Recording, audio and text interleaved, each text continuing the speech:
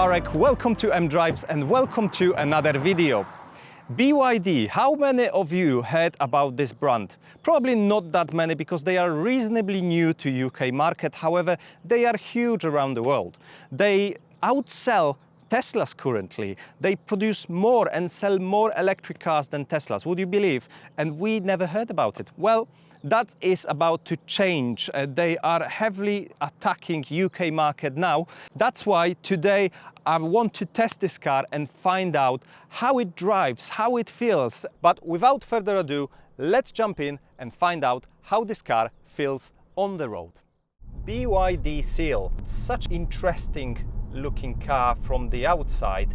It's less bland, it has some details, and inside it's a similar story. It actually looks It actually looks so much more premium than the Tesla. All the kind of details, materials, they are very nice. You've got some Alcantara on the sides, everything seems to be in leather, apart from a couple of plastics here and there. The screen is very similar. The screen is big. It's probably about 15-inch and shows you all the information you need. However, to me, the biggest advantage is that you have a screen in the front of you. As a driver, I feel like this is something really useful, something which provides me with all the information about the speed I'm driving, even how many kilowatts I'm regenerating or gaining, or how many I'm using, the battery status, etc. So this big screen becomes your media screen, your infotainment system, rather than something you rely on to actually look at your speed or etc. So I think to me it's so much more intuitive, and I think the biggest advantage is the head-up display. It is absolutely fantastic. It's simple, it shows me the speed, and that's all I need from the head-up display. It's very bright even today. During this sunny day, I have no problems with seeing it. So now I'm going to take the car on a twisty road to find out how it actually performs in the corners. How does it feel on the road when you're actually driving at the speed limit, at the 60 miles per hour, because that's the speed I usually travel with on this road. So the first corner, and the car feels really nice, completely unaffected. Obviously it wasn't very hard corner, but from what I can tell you already, the steering feel it's well balanced. It doesn't feel very synthetic, despite obviously this being electric car, and I have no big expectations from any electric car to give you a lot of feedback through the steering wheel.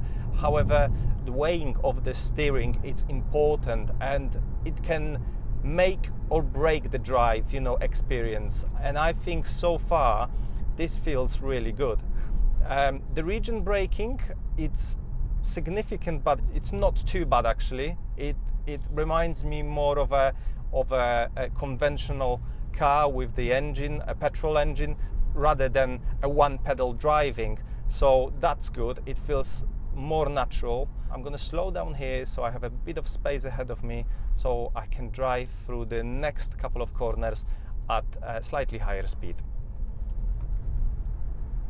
The car accelerates really nicely. We're at the moment in a chill mode, and it's definitely feeling like it wants to drive you in comfort.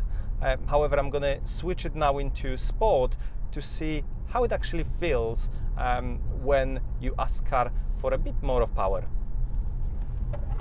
Oh yes, now I can definitely feel it. You are over the speed limit. Okay, anyway, so yeah, the car reacts to the inputs much quicker now. The steering feel changed as well, and yes, it still feels very natural. It doesn't really feel synthetic. It feels like in the cars I experienced in the past, the normal cars, non-electric cars, which is a massive compliment, to be honest, because the last thing I personally want from the electric car is to feel completely different. I want it to feel familiar, and this car definitely feels like that. And even when you're cruising in a town and you're still in a sport mode, the car doesn't feel like it wants to break your neck. It all feels more gradual, and yeah, the car just feels absolutely fine. The center console looks really nice. You actually have a reasonable amount of buttons as well, which I think is important, because to be honest, the touching the screens is the last thing I want to do when I'm driving on a twisty road. Everything looks very functional. You've got a lot of storage spaces, which is important if you have a family. And again, I feel here like I'm at home, and it feels very comfortable, which is great, because this car would definitely be my daily driver if I would own one. Right, now we're on a twisty road. Let's push it a bit more and find out how it behaves in the corners. The acceleration is absolutely instant. The brakes, they are sensitive, they kick in straight away, and I don't feel any weird transition between a regen and braking using your brakes, which is great.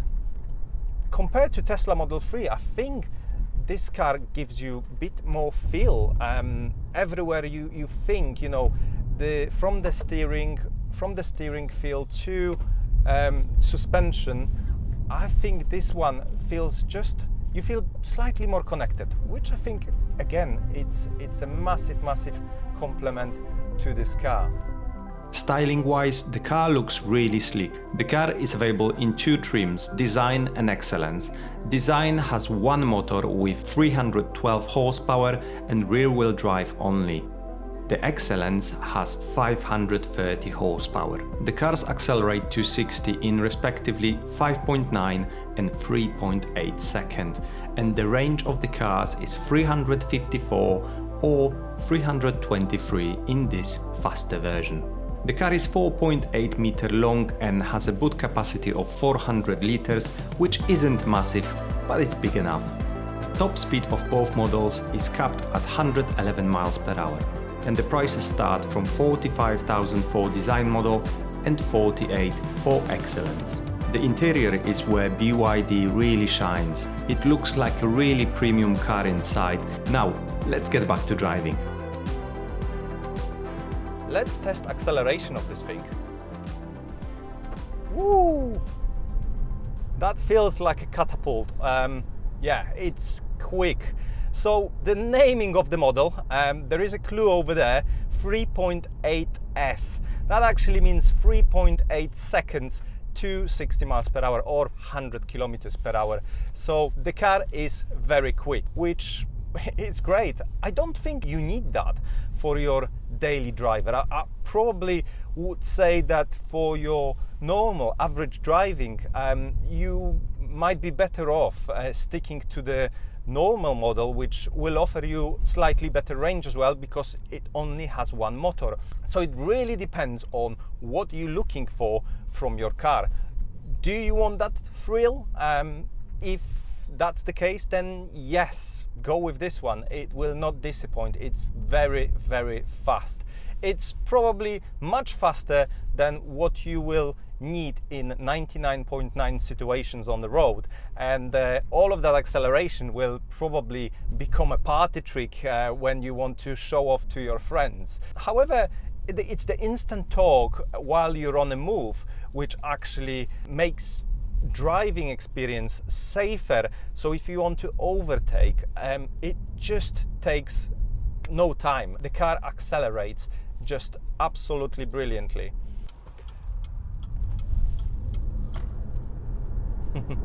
And 60. Four-wheel drive as well, so obviously there's no wheel spin or anything. The car just grips instantly. And at 60 miles per hour, at this quite coarse tarmac, there isn't an excessive amount of roll noise, etc. It's all nice and quiet. So what's my verdict on this car? Well, I think it's something you should pay attention to. Obviously, this at the moment is the flagship model. BYD currently offers 3 models on the UK market, and this is the most premium one, something which targets Tesla Model 3. You also have a small SUV and a little town model as well, which is a good range. But if the other cars are like this one, I think, you know, they might give Tesla a scare, because the car feels brilliant.